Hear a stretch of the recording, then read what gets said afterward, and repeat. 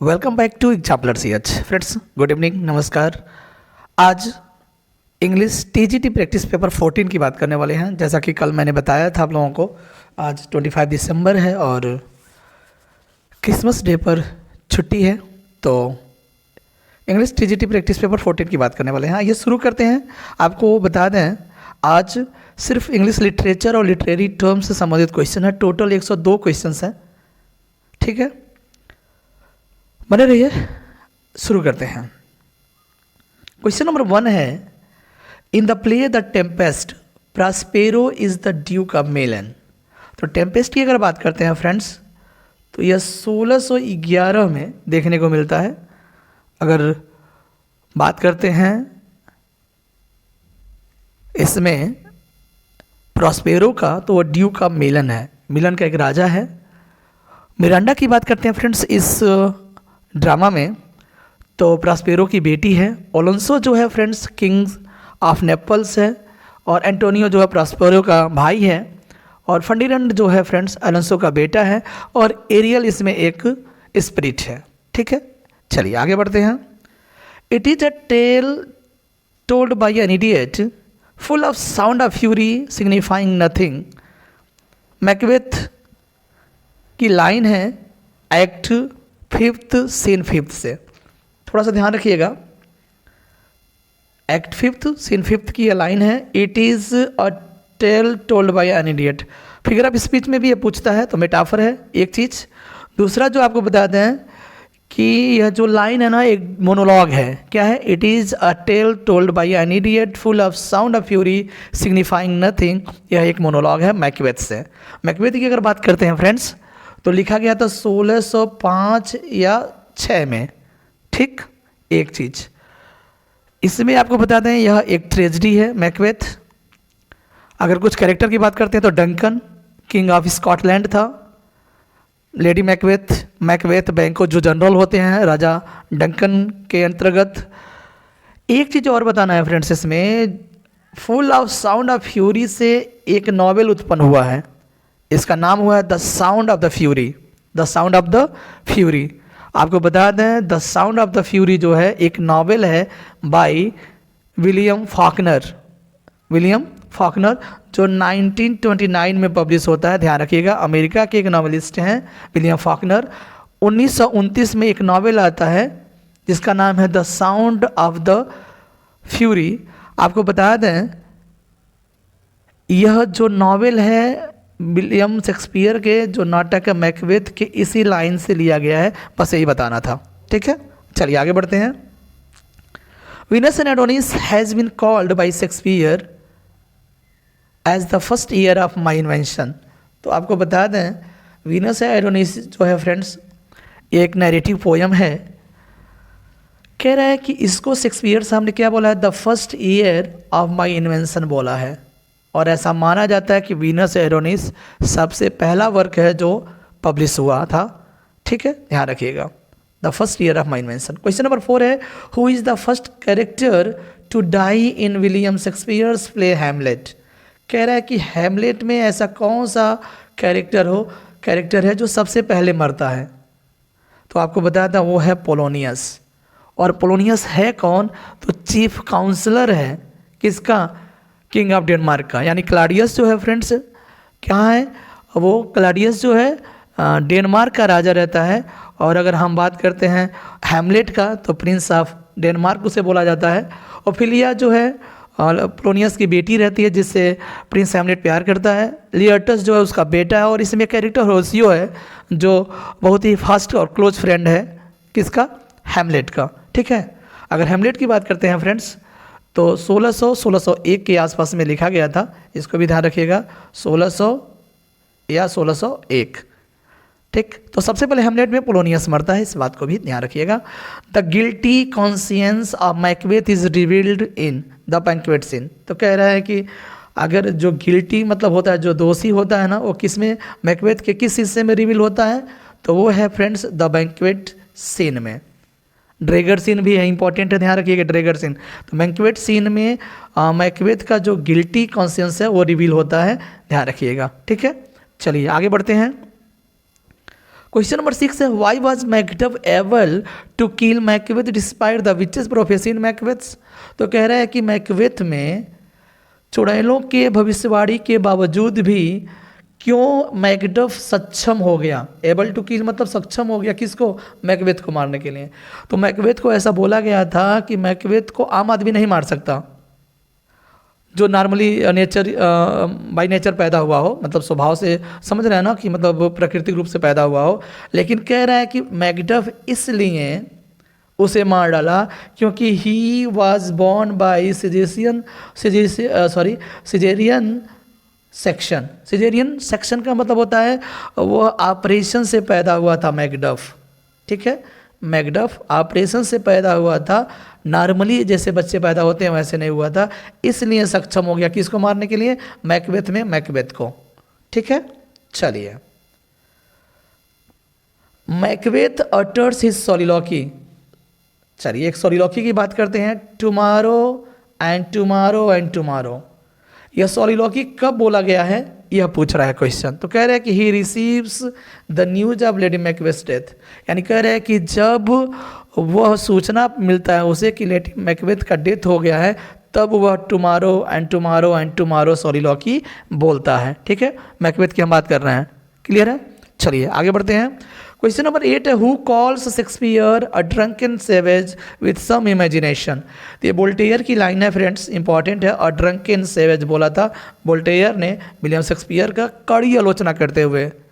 कुछ लोग ऐसे हैं ना जो बहुत ही आलोचना किए हैं, जैसे वोल्टेयर साहब ने ड्रंकन सेवेज बोला है, ठीक है ना, पियक्कड़ असभ्य विथ सम इमेजिनेशन, ठीक है, कुछ कल्पनाओं के साथ।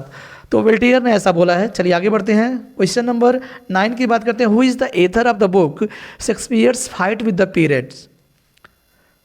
ये बुक ध्यान रखिएगा, Shakespeare's fight with the periods, ये A.W. पोलार्ड के द्वारा लिखा गया बुक है, ठीक है, और पब्लिश हुआ था 1917 में। 1917 में यह पुस्तक पब्लिश होता है, Shakespeare's fight with the periods, A.W. Pollard का बुक है। Who called Shakespeare mellifluous Shakespeare. तो ध्यान रखिएगा किसने बोला है। मेलिफ्लस का मतलब आपको बता दें शहद उत्पन्न करने वाला, यानी मेलिफ्लस शेक्सपियर किसे बोला जाता है, किसके द्वारा बोला गया है, तो थॉमस हेवुड के द्वारा बोला गया है। शहद उत्पन्न करने वाला शेक्सपियर थॉमस हेवुड ने बोला है, ध्यान रखिएगा। 11 की बात करते हैं friends. Dogberry and Verges the two police officers in Much ado about Nothing. तो कह रहा है कि डॉगबेरी और वर्जेस दो पुलिस ऑफिसर्स हैं इसमें, पुलिस नहीं पुलिस है, मूर्ख अधिकारी हैं इसमें, और मैच एडो अबाउट नथिंग की हम बात कर रहे हैं। कह रहा है कि अगर देखने को मिलता है तो 1598 में यह लिखा गया है, एक कॉमेडी है। डॉन पेड्रो जो इसमें रहता है फ्रेंड्स प्रिंस ऑफ एरागॉन है, और डॉन जॉन है जो बस्टार्ड ब्रदर है किसका, जॉन पेड्रो का। बेनेडिक्ट बिट्राइस का नाम सुने ही होंगे, वो इसी के कैरेक्टर हैं, बेनेडिक्ट और बिट्राइस, ठीक है फ्रेंड्स। चलिए आगे बढ़ते हैं। क्वेश्चन नंबर 12 की बात करते हैं। 12 की बात है Shakespeare introduced us to the word of fairies and Puck. देखिएगा एक कैरेक्टर है पक, द वर्ड ऑफ फेरीज यानी परियों की दुनिया को हमारे सामने इंट्रोड्यूस करता है, एंड पक को भी किसमें, तो कह रहा है कि मिडसमर नाइट्स ड्रीम में, जो 1595 में आता है। इसके कुछ कैरेक्टर की बात करते हैं फ्रेंड्स। थेसियस है, यूजेसियस है, लिजांडर है। लिजांडर और डायमेट्रियस की बात करते हैं फ्रेंड्स, तो हर्मिया से प्यार करते हैं दोनों। कौन कौन, लिजांडर और डायमेट्रियस, और स्पेशली हर्मिया अगर प्यार करती है तो लिजांडर से करती है। इसमें कुछ और कैरेक्टर है जैसे हिपोलिटा है, हेलेना है। हेलेना जो है डायमेट्रियस से प्यार करती है। इसमें हम बात कर रहे हैं मिडसमर नाइट्स ड्रीम, जो 1595 में लिखा गया था बाय विलियम शेक्सपियर, ठीक है, कॉमेडी है। और इसमें एक और कैरेक्टर है पक, इसको भी ध्यान रखिएगा। बढ़ते हैं नेक्स्ट क्वेश्चन की ओर। Under the greenwood tree who loves to lie with me. Under the greenwood tree who loves to lie with me, this song है हैज़ बीन संग बाई एमियंस।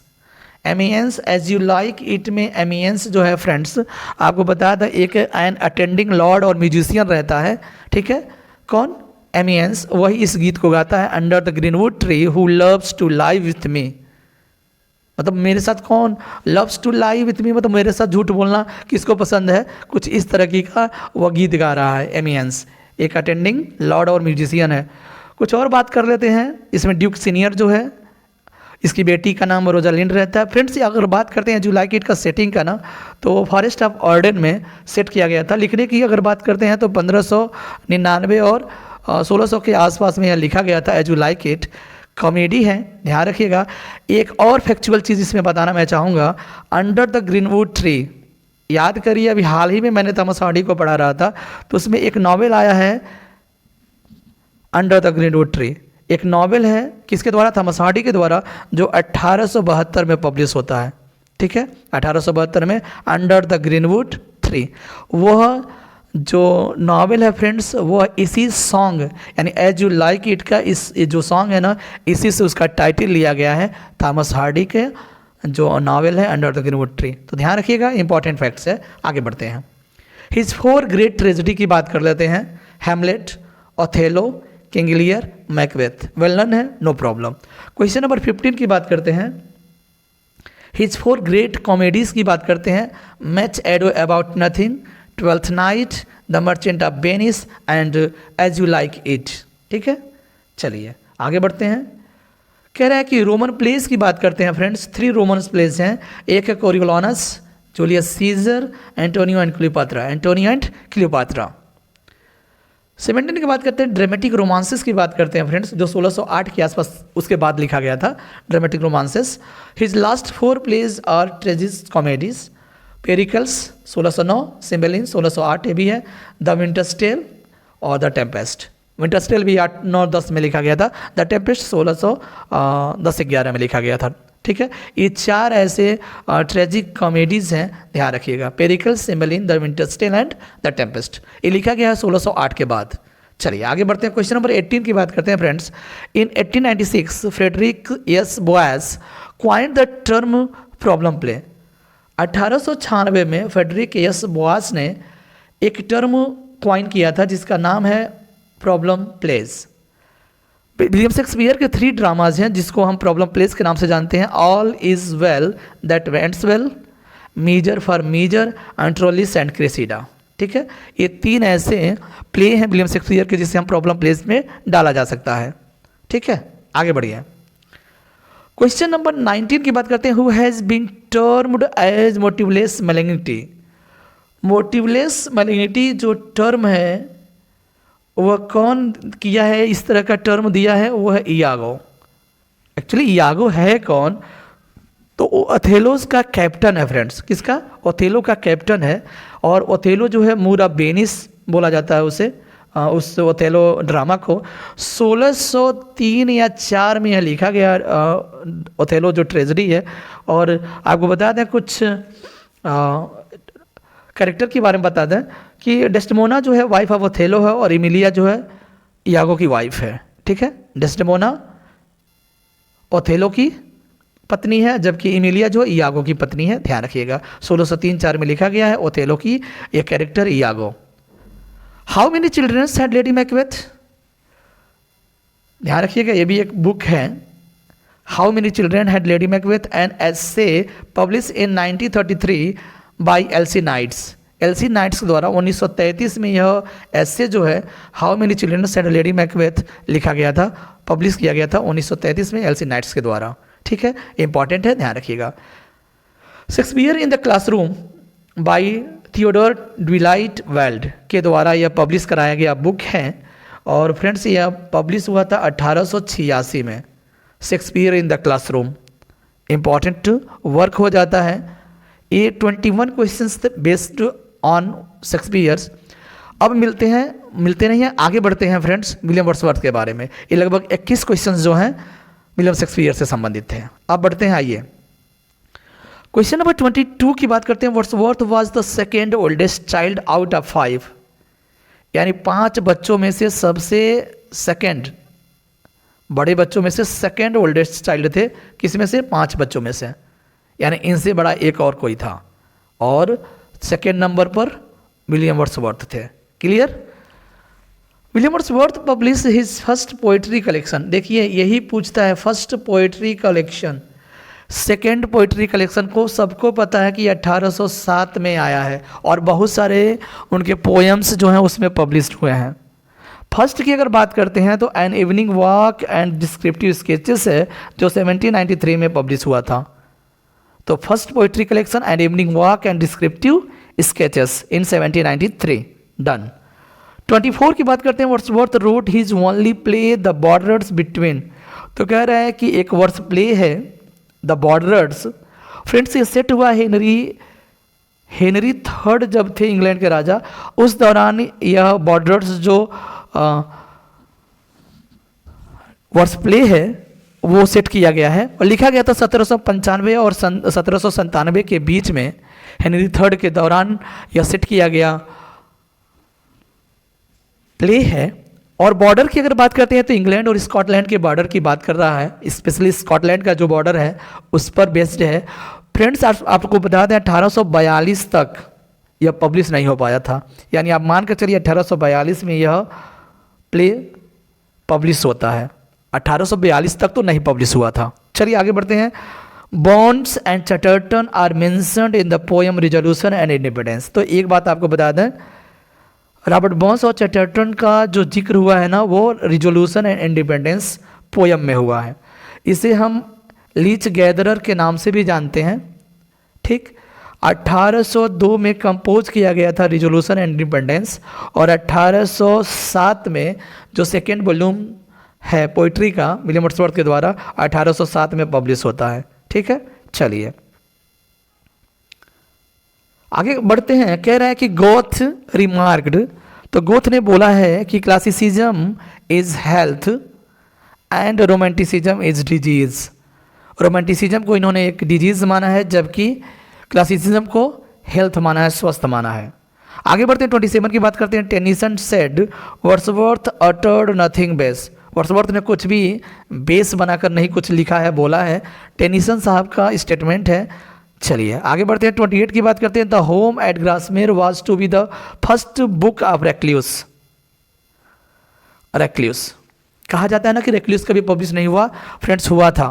इस बुक के साथ द फर्स्ट बुक जो है the Home at ग्रासमेर जो है, इसी first book के साथ रेक्ल्यूस पब्लिश हुआ था 1888 में। सेकेंड जो बुक है वो एक्सकर्सन है और प्रिल्यूड का भी हिस्सा बनने वाला था और ये तो 3 बुक मिला करके एक बहुत बड़ा बुक रेक्ल्यूस बनने वाला था जो कभी कंप्लीट नहीं हो पाया। ठीक, आगे बढ़िए। कह रहा था Excursion to be the second book of Recluse. Second book क्या है? रेक्ल्यूस द एक्सकर्सन। स्पेशली आपको बता दें 1814 में एक्सकर्सन पब्लिश हो गया था।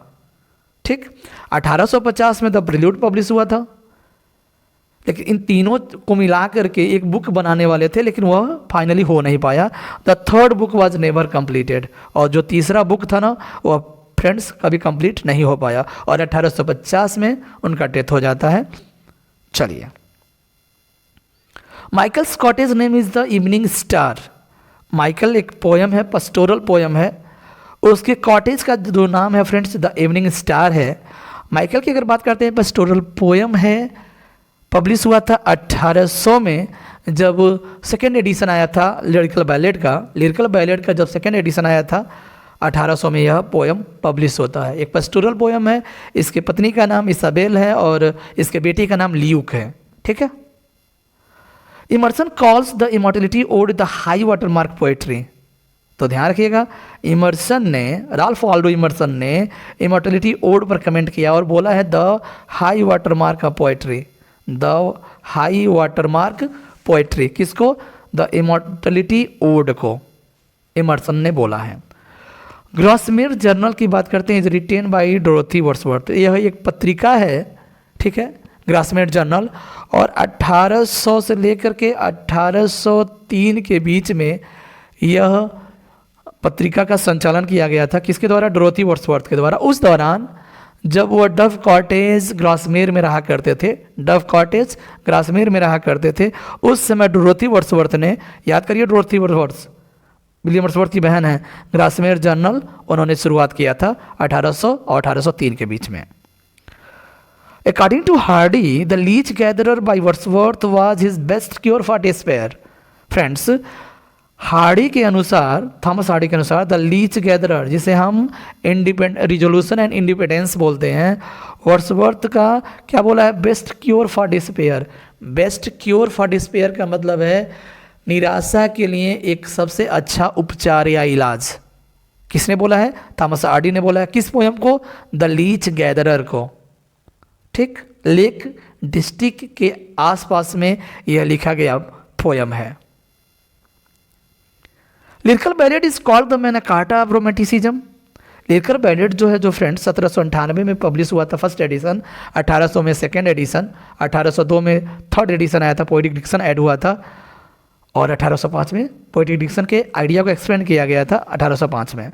तो आपको बताया था मैग्ना कार्टा ऑफ रोमांटिसिज्म कहलाता है। Wordsworth brother passed away by shipwreck, यानी जहाज की जो तबाही होती है ना फ्रेंड्स, उसमें इनके भाई शायद जॉन वर्ड्सवर्थ नाम था, जॉन वर्ड्सवर्थ का डेथ हो जाता है। Clear? The Wagner is a poem by Wordsworth. तो आपको बताया था द वैगनर जो है फ्रेंड्स एक पोयम है वर्ड्सवर्थ के द्वारा।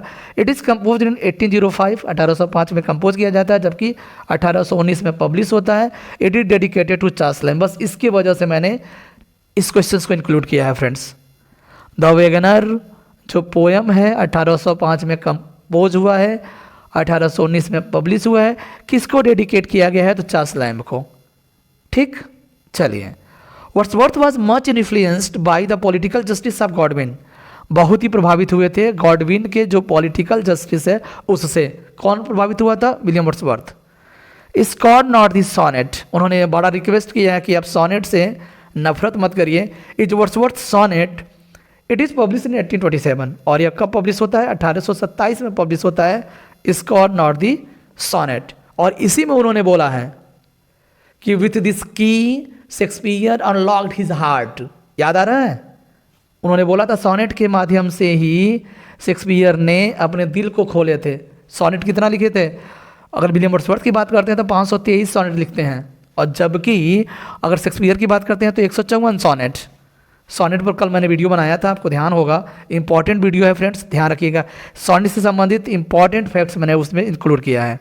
चलिए 39 की बात करते हैं। 1839 Oxford conferred upon Wordsworth the degree of doctor of civil law, यानी डॉक्टर ऑफ सिविल लॉ की जो डिग्री है ना, उसे मानक उपाधि से नवाजा है ऑक्सफोर्ड यूनिवर्सिटी ने 1839 में। वर्ड्सवर्थ कॉल्स सारा कॉलरिज रिमार्केबली क्लीवर, बहुत ही उल्लेखनीय चतुर लड़की है सारा कॉलरिज।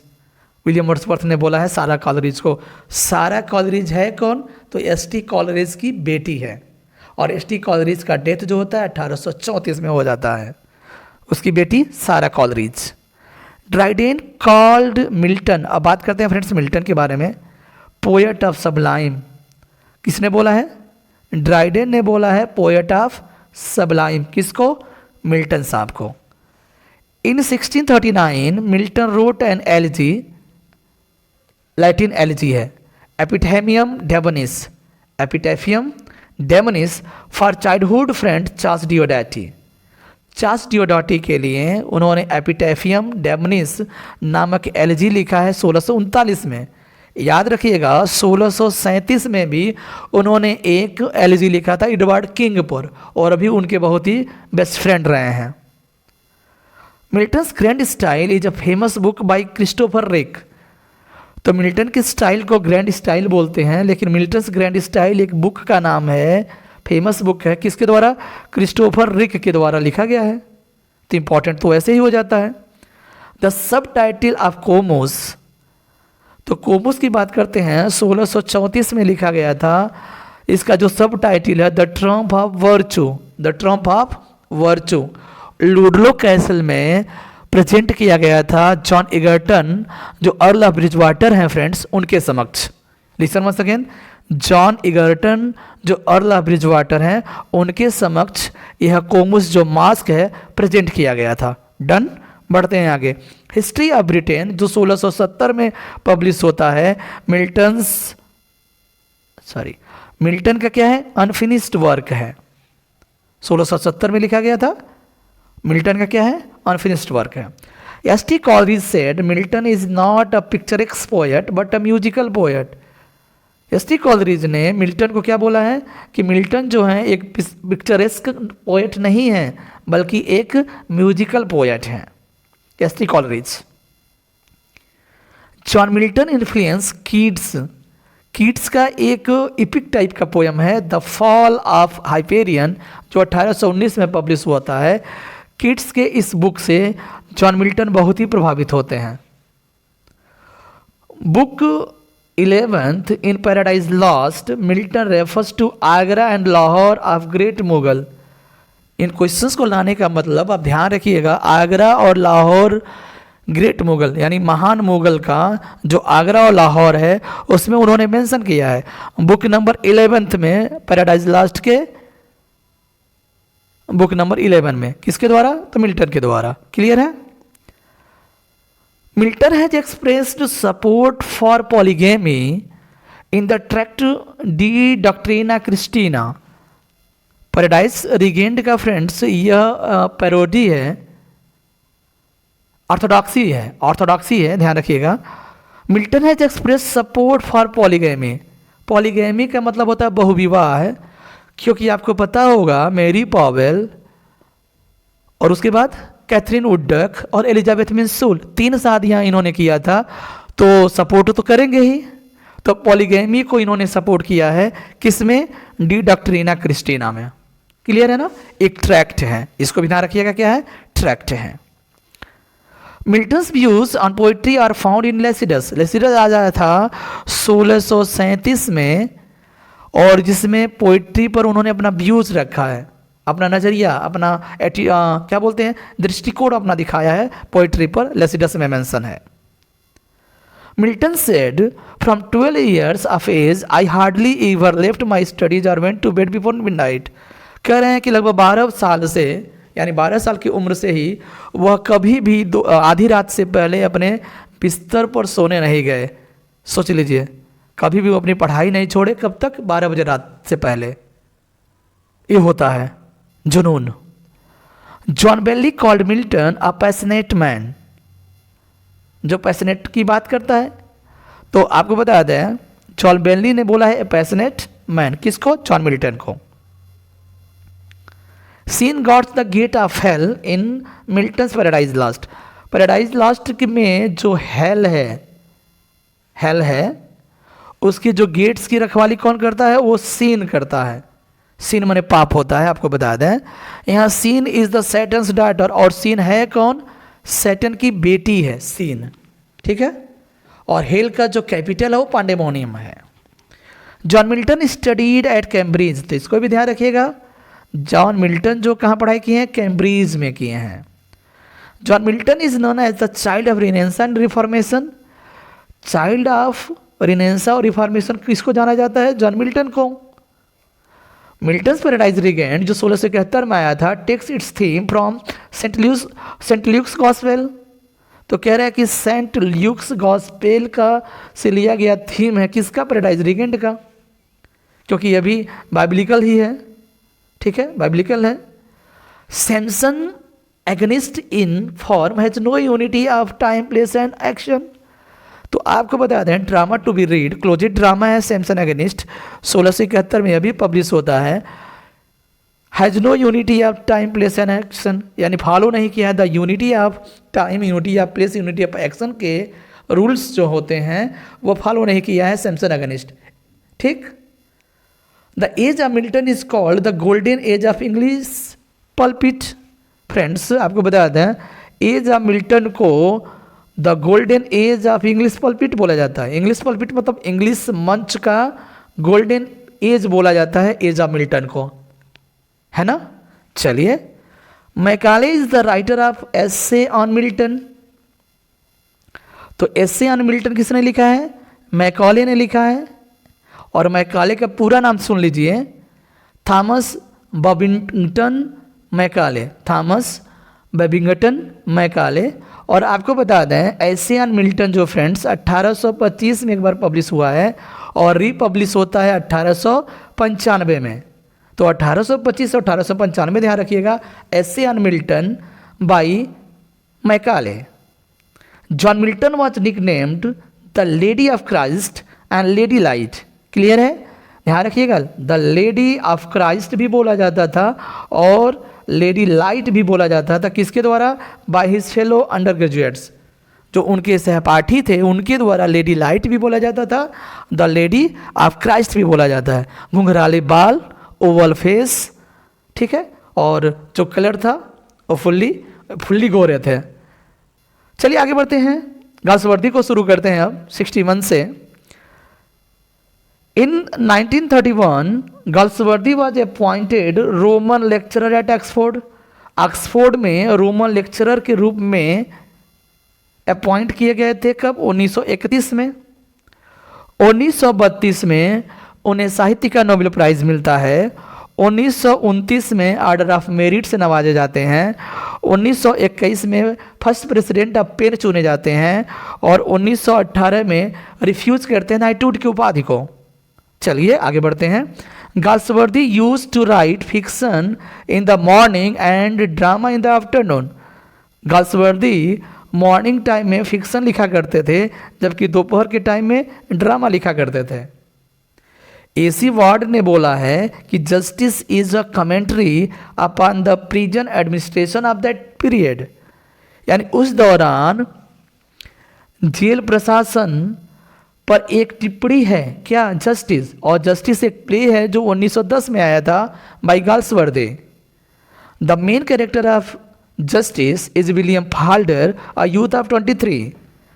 क्या कह रहा है कि जस्टिस में जो कुछ इंपॉर्टेंट कैरेक्टर है, जैसे विलियम फाल्डर जो है 23 साल के एक नौजवान है, जूनियर क्लर्क है, जूनियर ऑफिस क्लर्क है। He loves a married women, एक शादीशुदा औरत से प्यार करता है जिसे हम रूथ हॉनीविल के नाम से जानते हैं। ठीक, लॉयल्टीज की बात करते हैं। लॉयल्टीज का पब्लिकेशन डेट बता देते हैं 1922।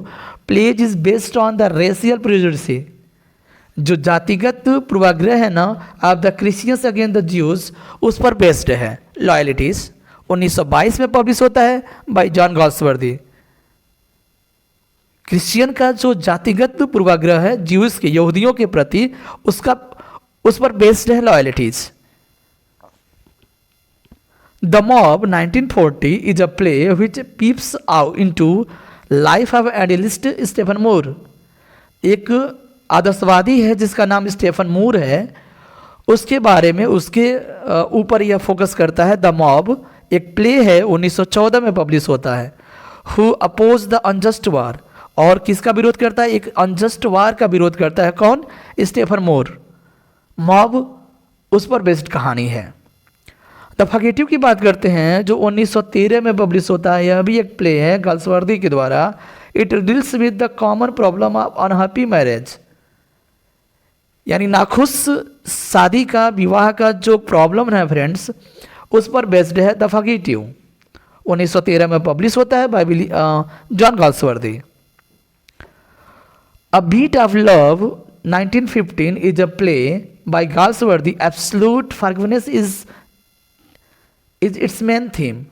तो कह रहा है कि ए बीट ऑफ लव जो 1915 में पब्लिश होता है, एक प्ले है, और इसका मेन थीम क्या है फ्रेंड्स?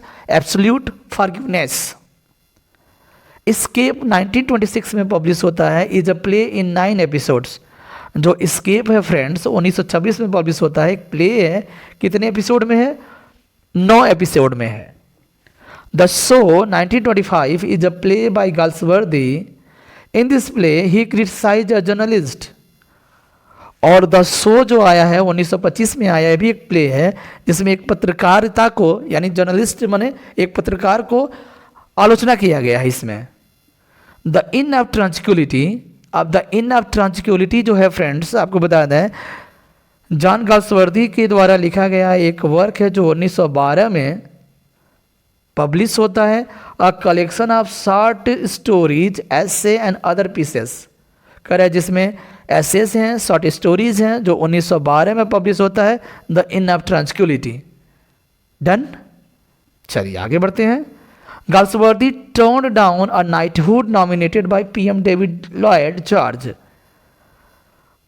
1918 में इंग्लैंड के जो पीएम थे जिनका नाम था डेविड लॉयड जॉर्ज, उनके द्वारा नॉमिनेट किए गए थे गाल्सवर्दी नाइटहुड की उपाधि के लिए, लेकिन उन्होंने रेफ्यूज़ कर दिया। टर्न डाउन मतलब रेफ्यूज़ कर दिया, यह कहते हुए कि literature is its own reward, literature is its own reward कहते हुए उन्होंने नकार दिया नाइटहुड के उपाधि को 1918 में। Galsworthy the country house represent the upper class, country house जो है 1907 में आया है, एक नॉवेल है, किसको रिप्रेजेंट करता है? द अपर क्लास को रिप्रेजेंट करता है country house.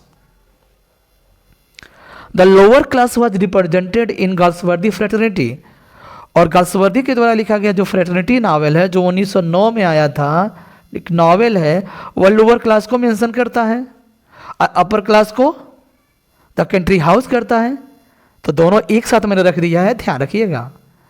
वाइटर house says the quality of mercy is not strained in Justice, तो जस्टिस आया था 1910 में बाई गाल्सवर्दी। वाल्टर हाउ ने यह लाइन बोला है, the quality of mercy is not strained, तो कह रहा है कि जो दया का गुण है ना उसे ज़बरदस्ती उत्पन्न नहीं किया जा सकता। और याद रखिएगा विलियम शेक्सपियर के एक ड्रामा है द मर्चेंट ऑफ वेनिस, उसमें से यह लाइन बोला गया है, यानी जस्टिस का भी यह लाइन है और मर्चेंट ऑफ वेनिस से भी यह लाइन लिया गया है। मर्सी के अंतर्गत एक पोयम था, the quality of mercy is not strength. Done. Wellwyn is an artist in the play the Pigeon, आपको बता दें द पीजन के बारे में बता देते हैं, 1912 में पब्लिश होता है। जो 1904 में आया था आइलैंड फेरिसिस, उसका आइलैंड फेरिसिस जो है फ्रेंड्स वह क्या था? नॉवेल था, लेकिन उसी को रिक्रिएट करके द पीजन प्ले बनाया गया 1912 में। उसका जो एक आर्टिस्ट है जो क्या है वो वेलविन है। वेलविन क्या है? एक आर्टिस्ट है द पीजन में।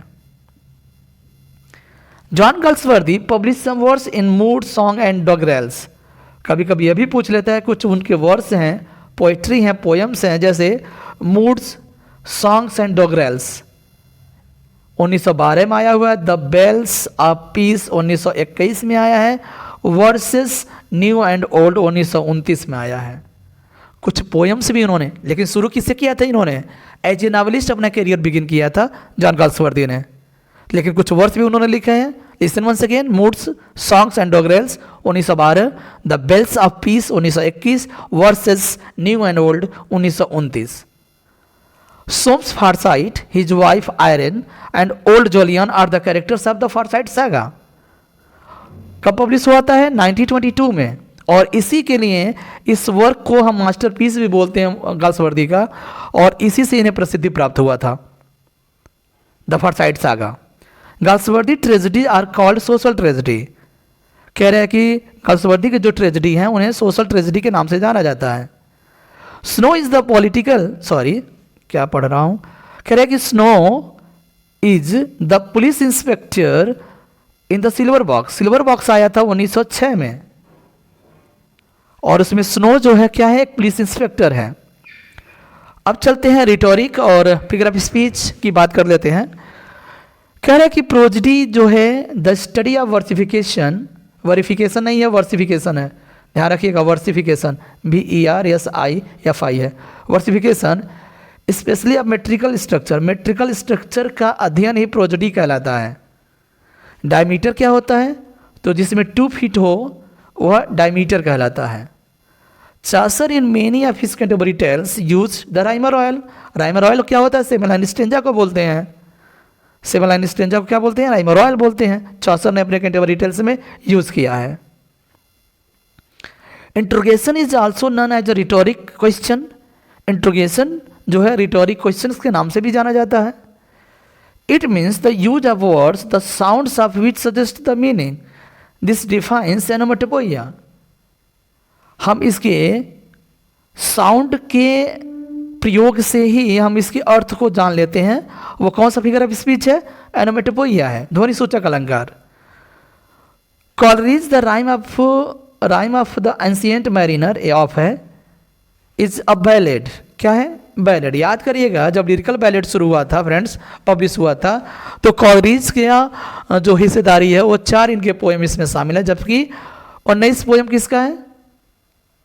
विलियम वर्ड्सवर्थ का है। और टोटल 23 पोएम उसमें शामिल है लिरिकल बैलेड में, और उसका जो शुरुआत, लिरिकल बैलेड का जो शुरुआत पोयम है ना, वो the Rime of the Ancient Mariner है। किसका? कॉलरिज का। ठीक, एक बैलेड है। Wordsworth Immortality Ode and the Tintern Abbey are two of the finest example of reflective poetry. तो कह रहे हैं कि टिंटन एबी जो 1798 में आया था, एक तो 1793 में भी गए थे, 5 साल के बाद 1798 में भी जाते हैं। तो टिंटन एबी और इमॉर्टलिटी ओड जो 1807 में पब्लिश होता है, ये दोनों फाइनेस्ट एग्जाम्पल है किसके? रिफ्लेक्टिव पोएट्री के। Who considered that rhymes is no necessary adjunct or true ornament of a poem or good verses? किसने माना है कि अच्छे पोयम का जो ट्रू ऑर्नामेंट क्या नहीं होता है? राइम्स नहीं होते हैं। तो ऐसा माना है मिल्टन साहब ने। ठीक है, राइम्स को बहुत ऑर्नामेंट नहीं माना गया है पोयम का, इनके according. Full fathom five thy father lies, तो आपको बता दें यफ यफ यफ और यफ, तो अलिट्रेशन हो जाएगा, जिसे हम अनुप्रास अलंकार बोलते हैं। British drama grew out of, अगर बात करते हैं ब्रिटिश जो ड्रामा है ना, जिसका उत्पन्न कहाँ से हुआ है? तो लिटर्जी से हुआ है। और लिटर्जी क्या होता है?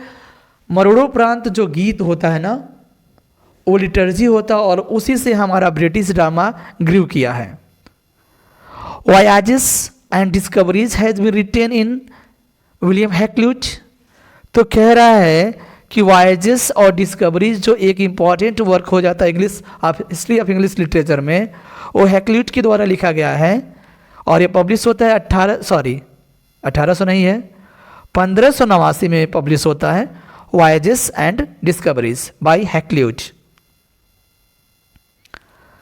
Thomas More's Utopia was publish in 1551, 1551 में उटोपिया थॉमस मूर का पब्लिश होता है। In which Shakespearean comedy the song sigh no more ladies, तो मैच एडो अबाउट नथिंग है, ध्यान रखिएगा 1598 में लिखा गया था। ठीक, उसमें बोला जाता है sigh no more ladies. Clear? Shakespeare arrived in London in 1586। अगर बात करते हैं कि लंदन कब पहुंचे थे, तो 1586 में पहुंचे थे। Marlowe's blank verse is known as mighty line. Christopher Marlowe का जो ब्लैंक वर्स है फ्रेंड्स, वह माइटी लाइन के नाम से भी जाना जाता है। Identify the dramatist who wrote all the tragedies. एक ऐसे ड्रामाटिस्ट को बताइए जो सिर्फ ट्रेजेडी लिखा है, और वह है Christopher Marlowe. Hotspur is a character of in Shakespeare's Love's लेवर लास्ट। तो कह रहा है कि हॉटस्पर जो है फ्रेंड्स, लव्स लेवर लास्ट का एक इंपॉर्टेंट कैरेक्टर है। King Charles second was restored the throne of England in 1660। 1660 में रेस्टोरेशन पीरियड की शुरुआत होता है, और कब? जब कॉमनवेल्थ पीरियड समाप्त होता है और किंग चार्ल्स आसीन होते हैं इंग्लैंड की गद्दी पर। जब सेकेंड असेंडेड द थ्रोन 1685, और 1685 में after King Charles second, James second बैठते हैं गद्दी पर। Who remarked the restoration marks the birth of our modern English prose. क्या बोले हैं? ये बोला गया है मैथ्यू अर्नोल्ड के द्वारा, the restoration marks the birth of our modern English prose. Restoration से ही हमारे मॉडर्न इंग्लिश प्रोज का क्या हुआ है? जन्म हुआ है। मैथ्यू अर्नोल्ड की लाइन है। और आज का अंतिम क्वेश्चन है friends, in restoration prose who is superior to Dryden. Restoration period के दौरान, रेस्टोरेशन पीरियड में या रेस्टोरेशन प्रोज के दौरान who is superior to Dryden. Dryden से भी सुपीरियर कौन था? तो जॉन बनियान थे, जॉन बनियान। ध्यान रखिएगा। ये रहा आज का इंग्लिश टीजीटी प्रैक्टिस पेपर 14। मुझे उम्मीद है कि आप लोग लाइक शेयर करना नहीं भूलेंगे, सब्सक्राइब करते रहिए। जो लोग कर लिए हैं उनको बहुत बहुत धन्यवाद। मिलते हैं नए वीडियो के साथ। Keep watching. Thanks for watching the video. Thank you. Bye bye.